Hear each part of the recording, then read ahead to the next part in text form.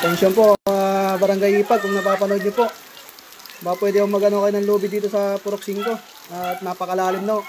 Yun yung mga tao, hindi na makatawid. Gusto ko sila, mga galing ng pabrika oh. Ayun oh, tingnan nyo. Baka naman po kung napapanood nyo, atensyon oh, Barangay Ipag. Dapat po kagabi pa lang oh, nakakapag-prepare na ako kayo ng lubid at alam nyo paparating yung bagyo.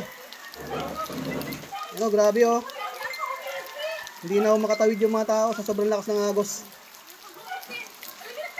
Dahan-dahan lang ate. Kumapit kayo sa bakal, baka maanod kayo.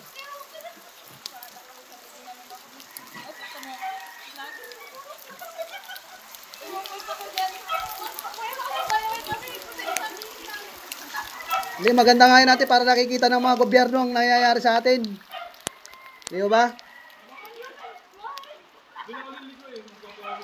Yung mga nahihiga sa salapi ng ano, flood control na yan. Oh, ingat ate. Kasi wala ang lubid eh.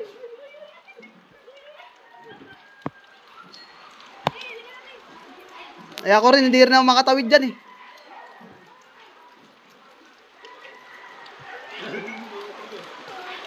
Wala kasing lubid. Shoutout po sa Barangay Ipag, baka meron kayong lubid dyan. Kawawa yung mga tumatawid oh. Naubusan na ng lakas.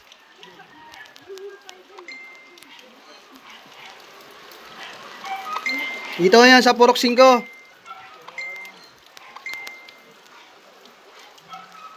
Purok 5, Barangay Ipag, Maribeles, Batano. Ito ang lagi eksena.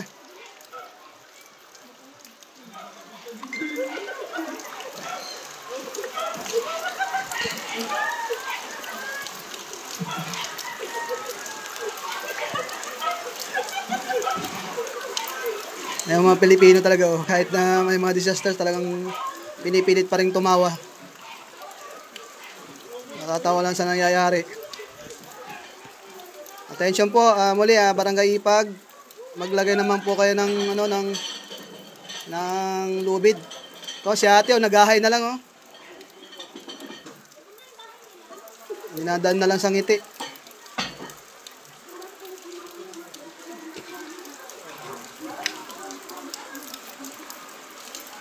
Ate, saan ba kayo pupunta ate? Ate, dyan ba huwag ka nakatira? Diyan kayo nakatira?